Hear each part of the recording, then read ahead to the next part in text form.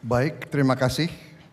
Justru di sini letak masalah di mana saya singgung bahwa ekonomi kita salah arah, bahwa terjadi deindustrialisasi dan terjadi tidak adanya strategi yang dijalankan oleh pemerintah.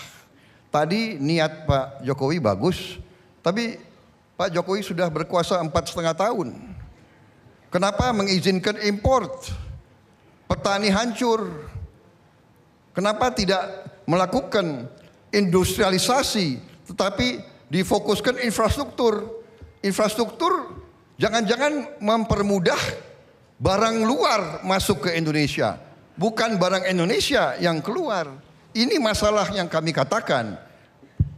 Perlu ada reorientasi strategi pembangunan. Perlu ada polisi yang tegas menghentikan aliran uang ke luar negeri, kemudian fokus untuk membangun industri di segala bidang. Saya setuju, hilirisasi. Tetapi kenapa Bapak tidak laksanakan sudah 4,5 tahun? Bahkan Bapak izinkan menteri-menteri Bapak mengizinkan komoditas asing masuk ke Indonesia dengan begitu pesat dan begitu gampangnya. Saya kira demikian. Pak Prabowo, Pak Sandi, mengelola ekonomi makro itu berbeda dengan mengelola ekonomi mikro. Karena ekonomi makro itu agregat produksi dan sisi permintaan dan sisi supply itu harus dipengaruhi oleh dan dijaga oleh kebijakan-kebijakan pemerintah. Kalau kita berhadapan dengan ekonomi mikro, ini hanya jual dan beli, hanya membangun industri kemudian menjualnya produk yang ada. Tetapi ekonomi makro adalah mengelola agregat-agregat produksi. Sektor primer misalnya di bidang pertambangan, pertanian, perkebunan, kemudian sektor sekunder di bidang manufaktur. Saya kira tidak semudah itu. Artinya memerlukan tahapan-tahapan besar, inilah yang sedang kita kerjakan. Infrastruktur yang kita bangun ini nanti akan terhubung dengan kawasan-kawasan industri, akan terhubung dengan kawasan-kawasan pariwisata. Nggak mungkin langsung membalikkan tangan kemudian bisa membangun, kemudian langsung bisa mengekspor. Tidak, perlu tahapan-tahapan besar. Sudah berkali-kali saya sampaikan bahwa tahapan besar pertama adalah pembangunan infrastruktur, kita fokus. Tahapan kedua adalah pembangunan sumber daya manusia. Yang ketiga adalah reformasi struktural dan yang keempat urusan teknologi dan inovasi. Inilah tahapan-tahapan besar yang ingin kita kerjakan. Waktu Anda habis Bapak, terima kasih. Kami persilakan pasangan calon presiden dan wakil presiden nomor urut 02 menanggapi. Waktu sama 1,5 menit. Silakan Bapak. Jadi kembali lagi, saya terus terang saja, saya tidak menyalahkan Pak Jokowi. Saya tidak menyalahkan. Ini masalah kesalahan kita sebagai bangsa dan sudah berjalan belasan bahkan puluhan tahun. Tapi kita harus berani mengoreksi diri. Kita salah jalan. Kita harus contoh seperti Republik Rakyat Tiongkok. Dalam 40 tahun dia hilangkan kemiskinan. 40 tahun. Kita harus contoh, berani belajar dari yang hebat. Jangan, saya tidak menyalahkan Bapak. Ini kesalahan kita semua. Jadi kita ini salah jalan. Kita harus kembali ke Undang-Undang Dasar 45 pasal 33. Belajar yang baik. Kita harus berani untuk merencanakan pembangunan, industrialisasi, ciptakan lapangan kerja, lindungi petani kita, lindungi nelayan kita. Itu yang harus kita jalankan. Jadi saya tidak menyalahkan Bapak karena ini kesalahan besar. Kesalahan besar. Presiden-presiden sebelum Bapak, kita semua harus bertanggung jawab. Benar, itu pendapat saya. Jadi saya teruskan tadi untuk program Mekar itu adalah pinjaman bagi ibu-ibu yang berdagang baik asongan, bakso, mie ayam, kemudian usaha-usaha rumah tangga yang kita berikan pinjaman hanya 2 juta, 3 juta, 4 juta, kemudian sampai 10 juta. Apabila lebih dari 10 juta akan kita larikan ke KUR yang bunganya 7%. Dan ini didampingi, ada pendampingan dan sudah berjalan 4 tahun, sudah 4,2 juta nasabah. Kemudian yang kedua yang berkaitan dengan UMI yang sudah kita kerjakan kira-kira 1,5 tahun ini, juga sudah 1,1 juta nasabah. Ini untuk ultra mikro, lebih kecil lagi. Apabila jalan ini sudah kita koreksi benar, akan kita besarkan sebesar-besarnya sehingga wanita-wanita Indonesia, perempuan-perempuan Indonesia produktif dan juga bisa memberikan income tambahan bagi rumah tangga. Bank Wakaf Mikro yang kita dirikan di pondok-pondok pesantren juga sama. Hampir 90% nasabahnya adalah wanita di lingkungan pondok pesantren yang memiliki usaha-usaha mikro, usaha-usaha kecil yang diberikan pinjaman ada yang 500.000, 1 juta, 2 juta maupun 3 juta. Ini sudah kita kerjakan hampir 2 tahun ini. Oleh sebab itu kami meyakini insya Allah program-program 3 tadi akan bisa memberikan kemandirian pada ekonomi keluarga. Bapak, baik, terima kasih. Baik hadirin pemirsa, pertanyaan tema ekonomi dan kesejahteraan sosial dari panelis telah dijawab para kandidat. Segmen berikutnya masih ada pertanyaan dari panelis dengan tema keuangan dan investasi serta perdagangan dan industri. Dan segmen ketiga akan dipandu oleh rekan saya, Tommy Ristanto. Jangan kemana-mana, tetap di debat Capres-Cawapres Pemilu 2019. Baik, terima kasih. Masalah penerimaan negara ini sangat krusial. KPK sendiri mengatakan bahwa seharusnya kita menerima 4.000 triliun tiap tahun, tetapi ternyata hanya 2.000 triliun, berarti ada kebocoran 2.000 triliun. Kalau saya selalu mengatakan kebocorannya 1.000 triliun, ternyata KPK mengatakan lebih. Dalam tahun 97 waktu Orde Baru, Indonesia sempat tax ratio-nya 16%.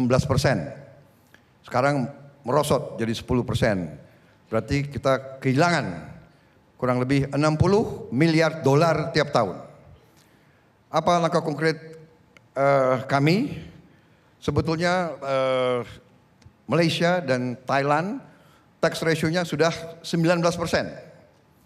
Dan mereka melaksanakan program pakai information technology dengan menggunakan komputerisasi sehingga semua transparan dan dengan demikian cepat bisa naik sampai 19%. Saya yakin dengan program informatika, penggunaan teknologi, transparansi, kita bisa belajar dan contoh dari negara lain, kita pun bisa kembali ke 16% bahkan 19%.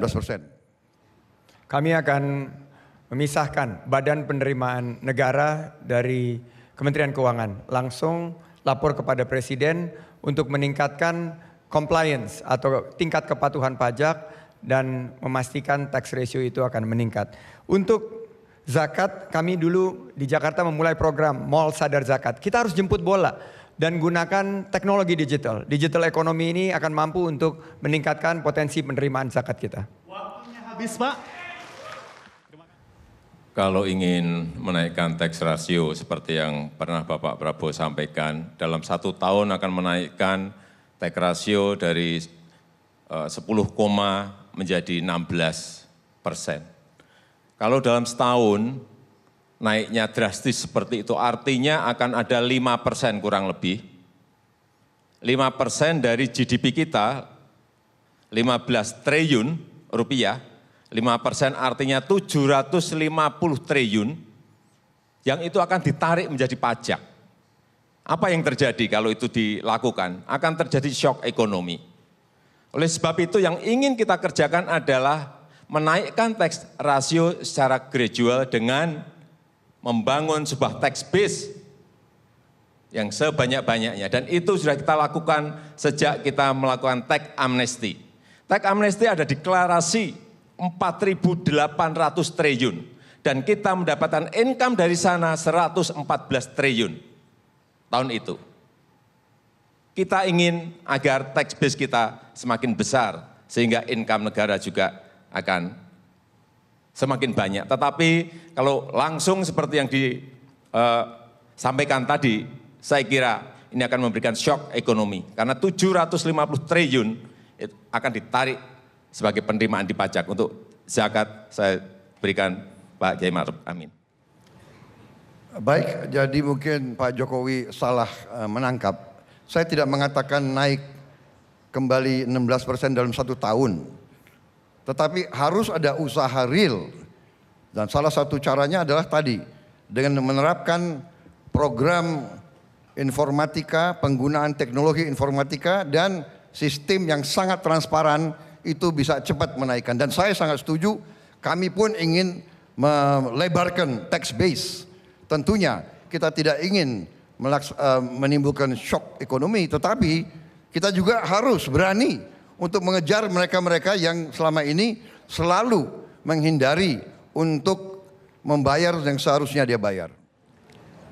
Saya itu hanya membaca di media Pak Prabowo bahwa Bapak akan melakukan lompatan besar dari 11% ke 16%, sehingga tadi saya sampaikan seperti itu. Menurut saya di bidang penerimaan pajak ini, kalau kita konsisten melakukan reformasi di bidang pajak, pelayanan pajak, online pajak, itu akan memberikan dampak yang signifikan terhadap para pembayar pajak untuk datang membayar pajaknya, karena mereka merasa dilayani dengan baik, dan itu sudah kita lakukan. Sekarang Bapak menyampaikan SPT tahunan itu lewat e-filing, sudah bisa. Dari rumah bisa, jam berapapun bisa diterima. Inilah reformasi di bidang perpajakan yang telah kita lakukan, tetapi memang masih banyak yang perlu kita benahi, yang perlu kita kerjakan dalam hal penerimaan pajak ini. Waktu masih ada, silakan. Ya, tadi saya ingin melanjutkan mengenai wisata halal kita yang sudah ditetapkan menjadi nomor 1 di dunia, ini di dunia. Inilah kita akan fokus dan konsentrasi di sini dengan produk-produk halal yang sudah tadi saya sampaikan juga. Nanti minggu depan akan kita resmikan Halal Park di Jakarta dan akan membesar lagi menjadi sebuah distrik park, dan itulah kesempatan kita mengenalkan produk-produk halal kita. Waktunya habis. Sekarang kami berikan giliran kepada pasangan nomor 02. Pak, para pendukung, mohon maaf, harap tenang. Ya, harap tenang dulu ya. 1,5 menit Pak untuk menanggapi, silakan. Baik, salah satu potensi ekonomi yang sangat besar adalah keuangan yang merupakan tabungan daripada calon jemaah haji. Ini selama ini terjadi suatu keraguan-raguan tentang pengelolaan dana-dana tersebut dengan sebaik-baiknya. Kami ingin untuk membentuk bank tabung haji, di mana nanti potensi tersebut dikelola secara modern, syariah, tetapi efisien, transparan. Dan dana tersebut bisa benar-benar bermanfaat untuk umat dan tidak disalahgunakan untuk kepentingan-kepentingan yang lain. Jadi ini salah satu upaya kami. Pertanyaan kami singkat.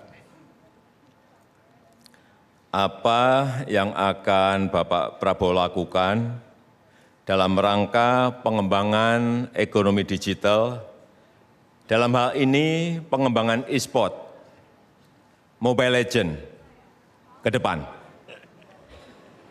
Baik, masih ada 1 menit 35 detik, silakan. Cukup. Cukup. Baik, silakan pasangan calon presiden dan wakil presiden nomor urut 02, Bapak Prabowo dan Sandiaga untuk menjawab. Durasi 2 menit dimulai dari berbicara. You wanna test your vice president? Oke. Terima kasih Pak Presiden. E-sports merupakan salah satu sektor yang sangat berkembang seiring dengan pengembangan digital economy dan banyak sekali peminatnya. Mobile Legends salah satunya. Dan saya rasa kita memiliki peluang untuk menciptakan produk-produk yang betul-betul menguasai pasar dunia. Karena sektor ekonomi kreatif ini, para anak-anak muda milenial Indonesia ini hebat-hebat sekali. Saya keliling ke seluruh wilayah Indonesia, mereka menanamkan satu optimisme. Saya sebutnya sebagai generasi pop. Mereka positif, optimis, dan produktif. Nah, strategi kami sangat jelas. Kembali kepada entrepreneurship. Dan kunci pemerintah adalah memfasilitasi. Karena kita tidak terlalu bisa meregulasi industri yang sangat cepat berkembang. Dan akhirnya ujungnya untuk apa? Untuk kesejahteraan rakyat dengan membuka lapangan kerja yang seluas-luasnya. Jangan sampai Indonesia yang tentunya dengan pasar yang sangat besar ini hanya fokus untuk diserbu oleh produk-produk impor, termasuk produk-produk e-sports. Dan kami akan memfasilitasi pemerintah bekerja sama dengan Rumah Siap Kerja untuk Anak Muda yang kami luncurkan kemarin. Kita akan membuat satu event-event pelatihan agar kita juga punya juara-juara dunia, tapi jangan sampai e-sports itu bisa mempengaruhi tentunya generasi ke depan kita tidak memiliki akhlakul yang karimah. Nah, oleh karena itu kami fokus pengembangan ekosistem ini berbasis ekonomi digital haruslah berujung kepada peluang lapangan pekerjaan bagi anak-anak muda. Rumah Siap Kerja untuk Anak Muda siap mengembangkan dan langsung konkret memberikan strategi khusus pengembangan. Kita sebagai pemerintah memang harus cepat tanggap dan respon cepat terhadap perubahan-perubahan global yang saat ini terjadi. Barang-barang baru masuk begitu cepatnya setiap hari. Ada artificial intelligence, Internet of Things, Big Data, Virtual Reality. Kalau di bidang keuangan, Bitcoin, cryptocurrency. Ini pun juga sama. Ini ada sebuah profesi yang sekarang ini anak-anak muda senang menjadi gamer, menjadi gamers. Oleh sebab itu pemerintah membangun infrastruktur digital, baik broadband dengan kecepatan tinggi, palaparing, 4G, sehingga anak-anak muda kita memiliki infrastruktur dalam mengembangkan profesinya sebagai gamers. Yang kedua, membangun ekosistem yang nyaman bagi mereka berusaha membuat game. Dan ini saya kira sebuah peluang yang besar bagi industri game di Indonesia. Kita melihat juga bahwa nilai ekonomi di bidang ini bertumbuh sangat pesat. Catatan yang saya terima di 2017, perputarannya sudah mencapai 11-12 triliun dengan pertumbuhan per tahun 25-30%. Oleh sebab itu jangan sampai kita terlewat merespon setiap perubahan-perubahan yang ada. Kemudian juga kita melihat anggaran-anggaran iklan sekarang bergeser ke sana. Bergeser ke sana dalam jumlah yang sangat besar. Ini juga harus dilihat dan diwaspadai. Sehingga kita merespon dengan regulasi-regulasi yang benar. Kemudian juga menjadi pemain e-sport yang profesional itu butuh sebuah fisik yang baik. Butuh latihan-latihan yang detail. Sehingga betul-betul nanti menjadi profesional dunia. Bapak. Saya memfokuskan nanti kebijakan-kebijakan saya dalam hal-hal yang mendasar yang menjawab kebutuhan pangan rakyat Indonesia. Tingkatkan produksi pertanian, tingkatkan penghasilan bagi petani, lindungi penghidupan dan penghasilan nelayan, tingkatkan kualitas hidup buruh, guru honorer. Itu yang saya akan fokus. Digital itu bagus, tapi rakyat kita butuh swasembada pangan, pangan dalam harga terjangkau. Kita harus turunkan harga, rakyat kita sedang susah, kita harus jaga kekayaan Indonesia. Itu yang akan saya fokus. Pak Jokowi yang saya hormati, kami mengapresiasi fokus terhadap ekonomi digital dan kami sepakat. Namun pendekatan penyelesaian masalah berkaitan dengan pelayanan masyarakat untuk sembako murah, untuk prakerja dan lain sebagainya itu sangat tidak menggunakan kekuatan teknologi digital. kami menawarkan satu kartu super sakti yang ada di dompet masing-masing, yaitu EKTP, yang bisa menyelesaikan 3 permasalahan tersebut sekaligus. Dan ini sudah dicoba kemarin pada acara Young Entrepreneur Summit oleh ilmuwan-ilmuwan ITB. Alhamdulillah berjalan dengan baik. Tapi pertanyaannya bukan itu, Pak. Pertanyaannya adalah, ini dalam satu berita bahwa neraca dagang Republik Indonesia masih tekor. Bapak menyatakan bodoh banget kita. Dan tentunya ini menjadi suatu hal yang membuat kami terenyuh. Bahwa sekarang kita defisit neraca perdagangan minus 8 miliar dolar. Dengan RRC kita minus 18 miliar dolar. Kita bangga dengan perkembangan e-commerce, dengan perkembangan teknologi digital dan unicorn yang Bapak sebut. Tapi kita dibanjiri produk-produk dari luar negeri. Saya juga terenyuh bahwa impor migas yang menjadi bagian terbesar ini sebetulnya bisa diselesaikan dengan pendekatan yang lain. Oleh karena itu pertanyaan saya, strategi Bapak seperti apa untuk membalikkan neraca perdagangan kita sehingga kita bisa jaya seperti pemerintah-pemerintah sebelumnya yang bisa menjadi pengekspor bukan hanya pengimpor dan membuka pintu selebar-lebarnya untuk apa-apa harus impor. Terima kasih. Baik, waktu habis. Saya kira data terbaru yang harus saya sampaikan kepada Bapak, tahun 2018 memang neraca kita defisit kurang lebih 8 miliar US dollar. Tetapi pada kuartal pertama tahun ini, coba dilihat, defisit kita turun 0,67 miliar dolar. Artinya usaha kita mati-matian untuk menekan defisit neraca perdagangan ini bukan main-main. Apa yang ingin kita lakukan ke depan? Substitusi barang-barang impor itu harus dikerjakan di Indonesia. Petrochemical, ini harus industrinya harus ada di Indonesia karena terbesar impor kita ada di situ. Kemudian minyak dan gas. Kita telah mulai membangun refinery. Dan dengan pembangunan ini ke depan saya yakin bahwa defisit ini akan bisa kita hilangkan. Memang kuncinya adalah membangun industri di dalam negeri. Oleh sebab itu, ke depan, tadi sudah saya sampaikan bahwa industrialisasi, hilirisasi ini menjadi kunci. Dan itu harus kita paksa dengan kebijakan. Kita juga sudah melakukan pembatasan, yaitu setiap ekspor produk-produk yang berkaitan dengan sumber daya alam itu harus pakai LC. Ini untuk membatasi agar tidak terjadi transfer pricing antara kita dengan pembeli-pembeli yang ada di luar. Dan kita harapkan dengan cara-cara ini, tapi ini memang memerlukan waktu. Percayalah, tidak mungkin balik tangan langsung selesai. Bapak.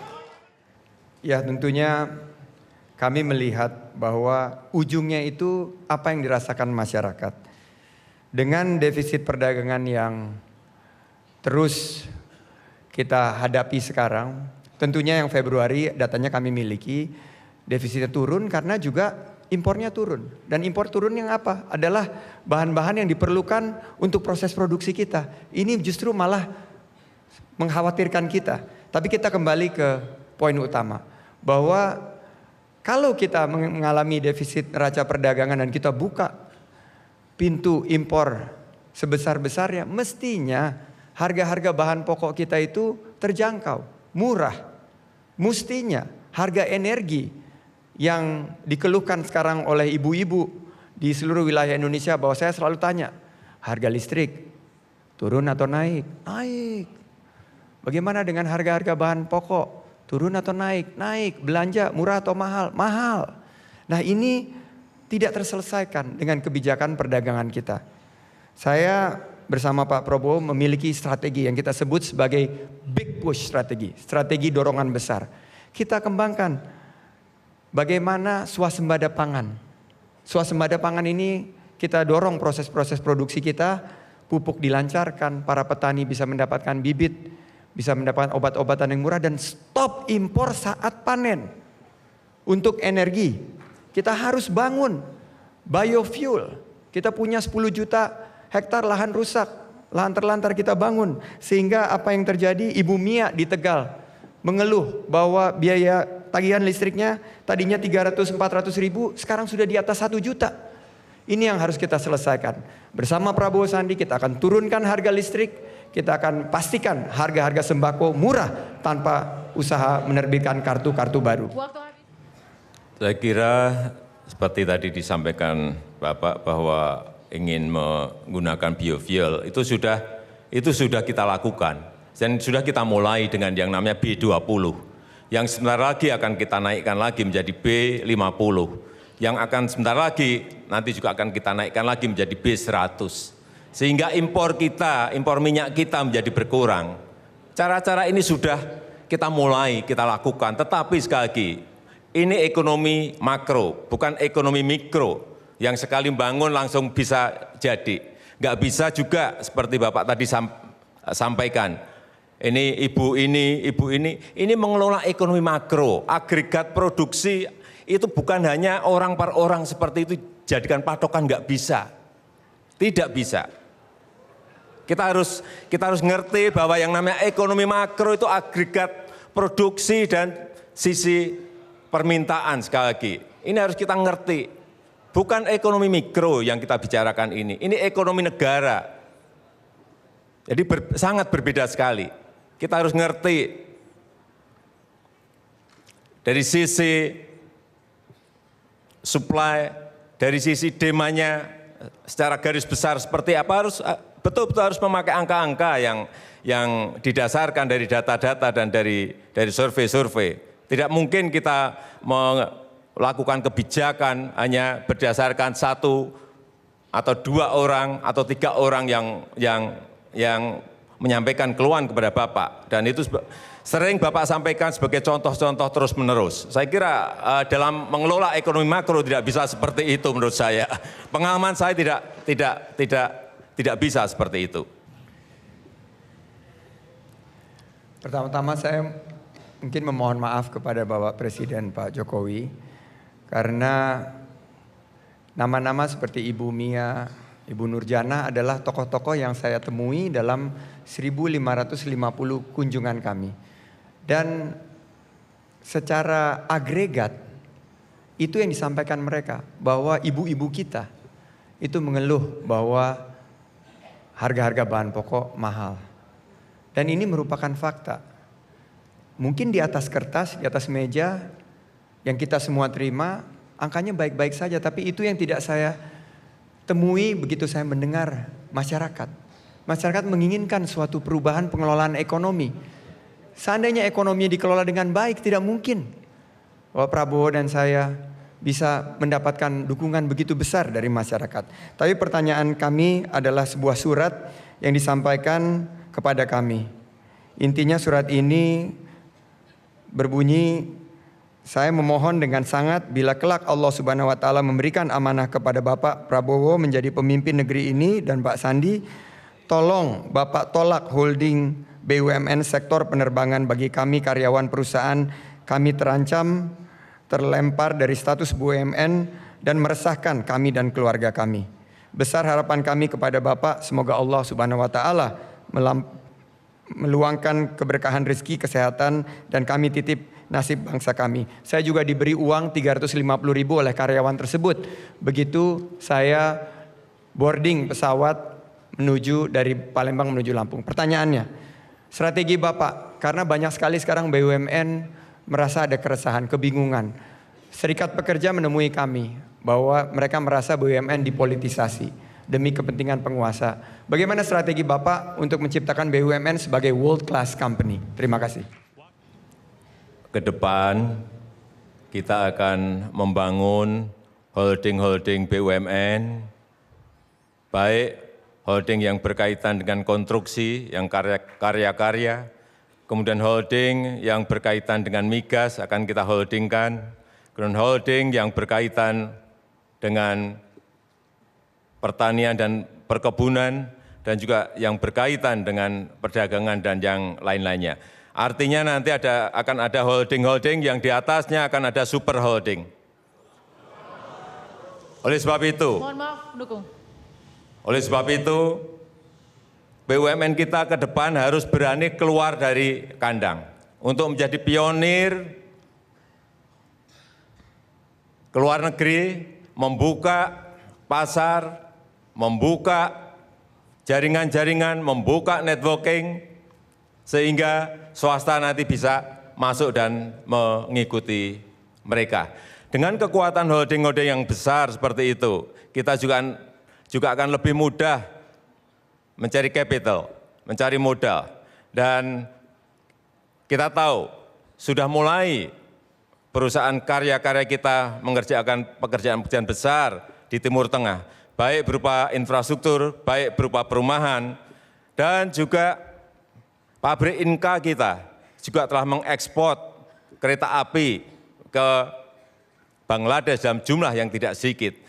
Kalau semua ini kita lakukan, swasta ikut di belakangnya, inilah yang namanya Indonesia Incorporation. Dan dengan itu yang kecil-kecil juga akan ikut di belakangnya lagi, sehingga ketarik semuanya, ekonomi kita akan menjadi besar apabila kita melakukan yang tadi saya sampaikan. Pak Joko Widodo apa mengerti dan paham apa yang terjadi di BUMN kita. BUMN kita adalah benteng terakhir ekonomi Indonesia. Tetapi kita sekarang melihat bahwa benteng-benteng itu goyah. Sebagai contoh, beberapa saat yang lalu Bloomberg membuat satu studi tentang penerbangan, break even point penerbangan, yaitu berapa kursi yang harus diduduki oleh penumpang tiap pesawat agar penerbangan itu bisa untung. Untuk penerbangan Jepang kurang lebih 60% ANA. Untuk Garuda Pak, ini Bloomberg, baru bisa untung kalau penumpangnya 120%. Berarti tidak bisa untung-untung kalau begini terus pengelolaannya. Jadi mau bikin holding yang sekarang saja tidak dikelola dengan baik, begitu Pak. Ini yang kami sangat risau, bahwa BUMN kita, kebanggaan kita, Pertamina semua, yang seharusnya jadi national champion, world champion, sekarang moral jatuh, tidak tahu masa depannya bagaimana, selalu dikalahkan dengan perusahaan asing. Kenapa bisa swasta lebih hebat daripada Garuda? Padahal ini airspace itu adalah aset bangsa kita, itu adalah aset ekonomi. Kenapa kita biarkan aset ekonomi ini dinikmati oleh orang lain? Flag carrier kita, kebanggaan kita, Garuda yang kita lahirkan dalam perjuangan kita, kok kita biarkan morat-marit seperti sekarang? Saya kira demikian. Kuncinya kita ingin BUMN menjadi penyangga ekonomi rakyat dan membuka lapangan kerja, memastikan harga-harga bahan pokok terjangkau untuk masyarakat Indonesia. Itu yang menjadi poin kami. Waktunya. Besok Bapak boleh cek berapa setoran dividen BUMN ke APBN kita, naik atau turun. Yang kedua, juga kita tahu perusahaan-perusahaan besar yang mengelola Blok Rokan, Blok Mahakam, sekarang sudah diambil oleh Pertamina. Freeport yang dulu hanya 9% kita diberikan, sudah diambil alih oleh Inalum dengan mayoritas 51,2%. Artinya BUMN kita mampu melakukan akuisisi seperti itu. Kalau kita masih ragu terhadap BUMN kita, kalau kita masih ragu dalam pengelolaan BUMN kita, bagaimana mereka memiliki kemampuan untuk mengelola blok-blok besar yang tentu saja ini memerlukan uang yang sangat besar, dan nyatanya kita dipercaya. Kalau kita selalu memandang segala sesuatu dengan pesimis, tidak ada negara maju dimanapun Kalau rakyatnya pesimis, nggak akan mungkin. Tidak ada negara maju dimanapun akan maju kalau rakyatnya nggak optimis. Bahwa ada tantangan, bahwa ada masalah, bahwa ada problem, itulah tugas kita sebagai seorang pemimpin. Bagaimana menyelesaikan masalah-masalah yang ada. Saya tidak mau membuka masa lalu BUMN, tetapi memang ada 1, 2, 3 yang salah kelola. Itulah yang perlu kita perbaiki dan perlu kita kerjakan. Bukan menyalah-nyalahkan mereka, saya tidak mau menyalahkan mereka, tapi saya ingin mencari solusi, mencari jalan keluar bagi BUMN kita agar lebih baik.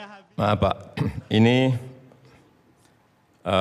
nanti yang bertanya adalah Pak Kiai Ma'ruf Amin, tapi saya ingin menyampaikan saja bahwa tadi saya bertanya mengenai pengembangan e-sport Mobile Legends di Indonesia. Saya sebenarnya mau cerita mengenai PUBG, Dota, dan lain-lain. Tetapi karena jawaban Bapak tadi pertanian, saya jadi kok nggak sambung, tapi ya nggak apa-apa, maaf. Tapi sekarang yang ingin bertanya Pak Kiai Ma'ruf Amin, saya silahkan. Ya. Pak Prabowo, Pak Sandi, Bapak mengatakan 1% elit menguasai terlalu banyak aset. Dari sisi kekayaan Pak Prabowo dan Pak Sandi ini mungkin juga termasuk di antara elit itu. Mungkin, ya. Ya. Selama pemerintahan Pak Jokowi JK, ketimpangan sosial turun. Terbukti dengan koefisien Gini yang membaik menjadi 0,38. Angka kemiskinan juga menurun dan pengangguran juga yang terendah dalam sejarah program-program sosial yang meluas. Dan sertifikasi tanah bagi rakyat diberikan secara masif. Pertanyaannya, bagaimana konsep Bapak dalam mendukung pemerataan? Waktunya masih ada, Pak Ma'ruf. Terima kasih. Saya selalu di mana-mana mengatakan saya bagian dari 1% itu, Pak. Saya tidak pernah menutupi. Tapi saya mengatakan saya bagian dari 1% yang mengerti tanggung jawab saya untuk negara, bangsa, dan rakyat. Saya siap, jangankan harta kekayaan saya, jiwa dan raga saya siap berikan untuk rakyat dan bangsa saya. Jadi jangan dipermasalahkan. Saya yang selalu katakan saya bagian dari 1%, tapi saya 1% yang cinta tanah air, saya 1% yang patriotik, saya 1% yang selalu membela rakyat Indonesia. Nah, kembali yang Bapak tanyakan, bagaimana pemerataan? Pemerataan yang paling utama adalah kita harus menciptakan lapangan kerja, kita harus tingkatkan produktivitas, kita harus menginvestasi besar-besaran dalam pendidikan dan kesehatan. Kita harus investasi, rakyat kita harus mendalami sains, teknologi, engineering, mathematics. Kita harus bersaing dengan negara lain. Itu pemerataan. Kita harus intervensi. Di mana ada kelaparan, kita harus intervensi. Kita ingin memberi susu dan makan pagi di seluruh sekolah-sekolah dasar Republik Indonesia. Kalau perlu di sekolah sampai SMP, SMA. Ini sudah dilaksanakan dan sudah akan dilaksanakan oleh Saudara Anies Baswedan di DKI. Sudah kita beri susu dan nanti akan kita beri makan pagi di SD-SD di mana banyak orang yang kurang beruntung. Menurut studinya Gubernur DKI, 1 dari 3 anak di ibu kota Republik ini tidak makan pagi, Pak. Mereka ke sekolah tidak makan pagi karena kurang mampu. Ini cara salah satu pemerataan. Waktu sudah habis. Waktunya saya habis. punya banyak lagi yang itu. Cukup. Tadi sudah saya sampaikan bahwa dengan pembangunan infrastruktur di luar Jawa itu akan muncul titik-titik pertumbuhan ekonomi baru. Itu salah satu untuk pemerataan. Kemudian yang kedua, kita juga memiliki yang namanya dana desa. Kita telah mentransfer sampai 2019 ini 257 triliun dana ke desa-desa, ke 74.900 desa yang ada dari Sabang sampai Merauke, dari Miangas sampai Pulau Rote. Ini untuk pemerataan. Dan dana desa ini dikerjakan, selalu saya sampaikan, bahwa beli bahannya harus dari desa itu, beli materialnya harus dari desa itu, pekerjanya yang mengerjakan jalan, yang mengerjakan jembatan, yang mengerjakan embung, yang mengerjakan irigasi, semuanya dari desa itu. Sehingga pemerataan, perputaran uang 257 triliun itu betul-betul berada di desa itu. Dan yang ketiga, kita juga telah melakukan yang namanya program Keluarga Harapan PKH, di mana yang memang rakyat yang belum mampu kita injeksi agar mereka bisa memiliki, anak-anaknya memiliki gizi yang baik, mereka bisa sekolah, dan juga pembagian kartu Indonesia Sehat, sehingga kalau mereka sakit, mereka tidak terbebani oleh biaya-biaya rumah sakit, serta kartu Indonesia Pintar, sehingga anak-anak mereka bisa sekolah SD, SMP, SMA, SMK, dan nanti akan kita teruskan dengan KIP kuliah. Subsidi pupuk, subsidi bunga kur, ini dalam rangka juga pemerataan yang ingin kita kerjakan.